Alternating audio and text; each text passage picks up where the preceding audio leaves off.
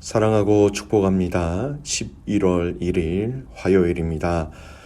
새로운 하루 또 새로운 한 달을 주신 주님께 또 감사하면서 매일매일 승리하는 귀한 믿음의 가족들 되시기를 간절히 소원합니다. 오늘 말씀은 역사의 주인이신 하나님이라는 제목으로 함께 말씀을 나누고자 합니다. 오늘 말씀은 다니엘서 1장 1절에서 7절까지 말씀입니다. 말씀 봉독합니다. 유다 왕 여호야김이 다스린 지 3년이 되는 해에 바벨론 왕 느부갓네살이 예루살렘에 이르러 성을 에워쌌더니 주께서 유다 왕 여호야김과 하나님의 전 그릇 얼마를 그의 손에 넘기심에 그가 그것을 가지고 신할 땅 자기 신들의 신전에 가져다가 그 신들의 보물 창고에 두었더라. 왕이 환관장 아스푸나스에게 말하여 이스라엘 자손 중에서 왕족과 귀족 몇 사람 곧 흠이 없고 용모가 아름다우며 모든 지혜를 통찰하며 지식에 통달하며 학문에 익숙하여 왕국에 설 만한 소년을 데려오게 하였고 그들에게 갈대아 사람의 학문과 언어를 가르치게 하였고 또 왕이 지정하여 그들에게 왕의 음식과 그가 마시는 포도주에서 날마다 쓸 것을 주어 3년을 기르게 하였으니 그 후에 그들은 왕 앞에 서게 될 것이더라. 그들 가운데는 유다 자손 곧 다니엘과 하나냐와 미사엘과 아사랴가 있었더니 환관장이 그들의 이름을 고쳐 다니엘은 벨드사살이라 하고 하나냐는 사드락이라 하고 미사엘은 메삭이라 하고 아사랴는 아벤누고라 하였더라. 아멘. 오늘 말씀 제목은 역사의 주인이신 하나님이라는 제목으로 말씀을 나누고자 합니다. 오늘부터 우리는 다니엘서 말씀을 약 한 달 정도 묵상하게 됩니다. 여러분, 이 다니엘서 하면 여러분 머릿속에 떠오르는 몇 가지 내용들이 있으시지요. 거의 모든 분들이 아마 이 내용을 기억하실 거예요. 다니엘과 친구들이 풀무불에 던져진 그 사건들을 아마 떠올리실 것 같고요. 또 다니엘이 사족으로 들어갔으나 죽지 아니하고 살아나온 사건들 아마 가장 많이 기억날 것입니다. 오늘부터 시작되어지는 이 다니엘서 말씀을 묵상하기 위해서 개요적인 부분들, 배경적인 부분들을 먼저 알고 기억하는 것은 참 중요한 일입니다. 이 베이직적인 기본적인 부분들을 좀 잘 이해할 수 있을 때에 이 다니엘서 말씀을 좀 더 잘 이해할 수 있기 때문입니다. 자, 오늘은 이런 서론적인 개요적인 부분들로 먼저 잠깐 말씀을 나누고 본문의 말씀을 살펴보기를 원합니다. 먼저 이 다니엘서에 등장하는 이 다니엘에 대해서 조금 알아봤으면 좋겠습니다. 이 다니엘이라는 이 이름의 뜻은요, 하나님이 재판하신다라는 그런 의미가 있습니다. 여러분, 다니엘이 어떤 사람인지 알 수 있는, 이것을 유추할 수 있는 본문의 말씀이 오늘 본문에 나와 있습니다. 3절, 4절 말씀을 제가 읽을게요. 왕이 환관장 아스푸나스에게 말하여 이스라엘 자손 중에서 왕족과 귀족 몇 사람 곧 흠이 없고 용모가 아름다우며 모든 지혜를 통찰하며 지식에 통달하며 학문에 익숙하여 왕궁에 설 만한 소년을 데려오게 하였고 그들에게 갈대아 사람의 학문과 언어를 가르치게 하였고. 이 말씀을 볼 때 다니엘은 이스라엘의 왕족이나 귀족 중에 한 사람이었다는 것을 알 수 있고요. 포로로 잡혀 바벨론이라는 나라에서 포로로 쓸만한 사람 중에 등용을 하는데 선택을 받은 사람이었다라는 것입니다. 아마도 그가 흠이 없고 멋진 지혜를 가진 그런 이스라엘 자손 중에 왕족과 귀족 중에 한 사람이었다라는 것이죠. 두 번째, 오늘 이 다니엘서의 시대적 배경입니다.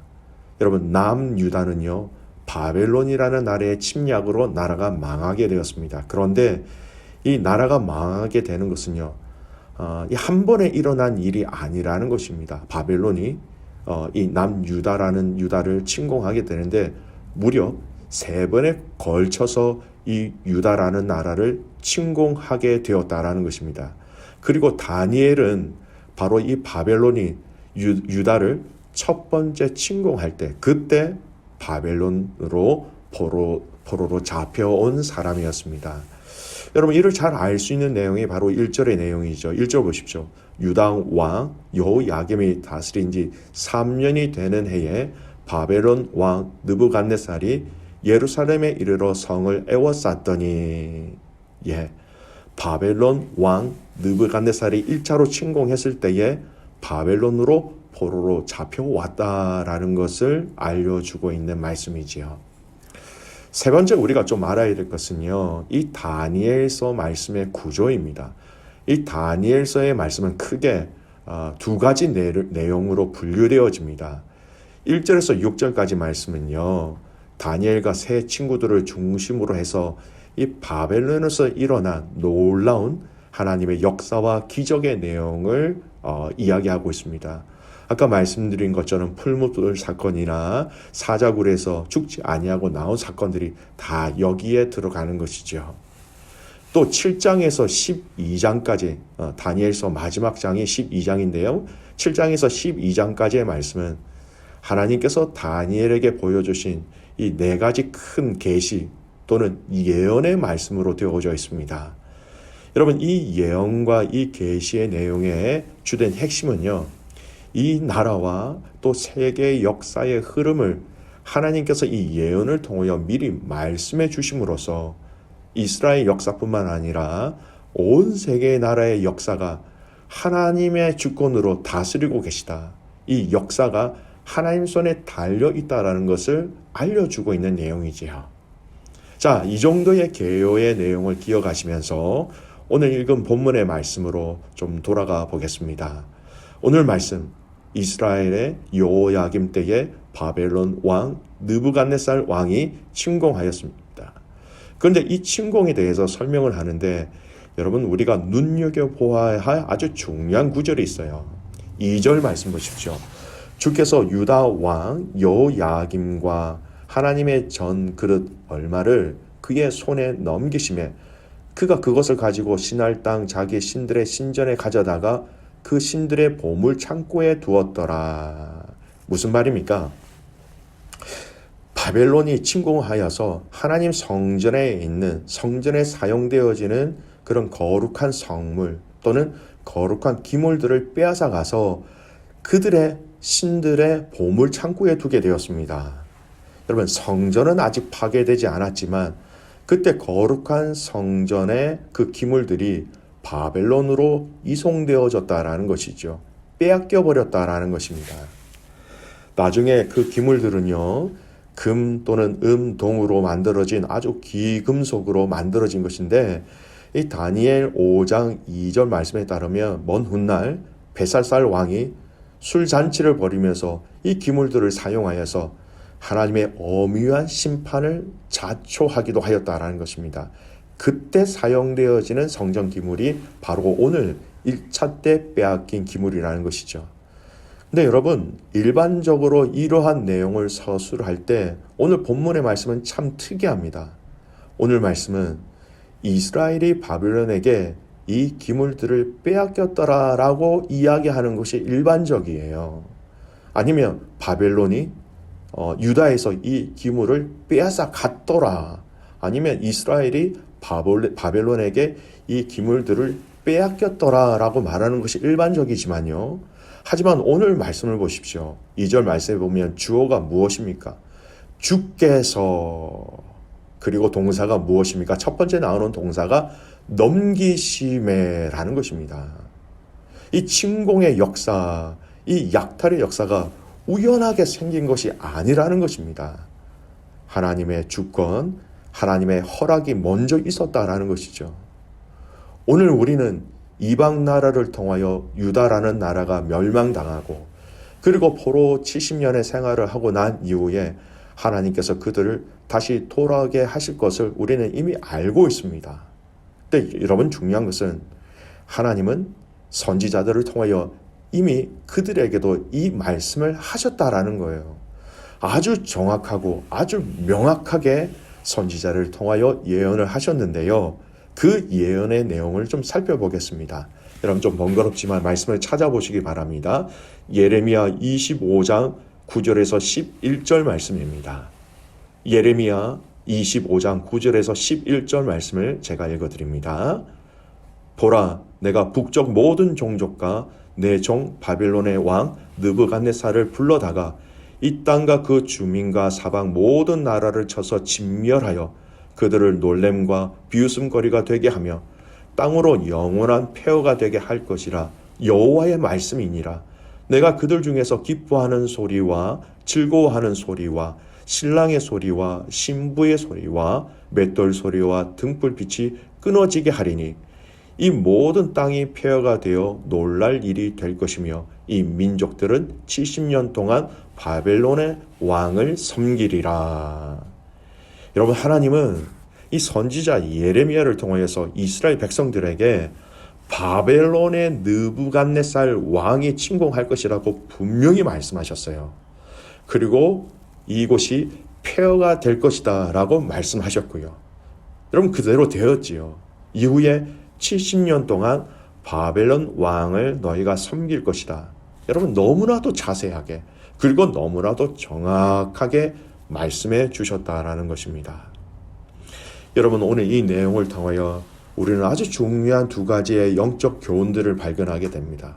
첫 번째가 무엇입니까?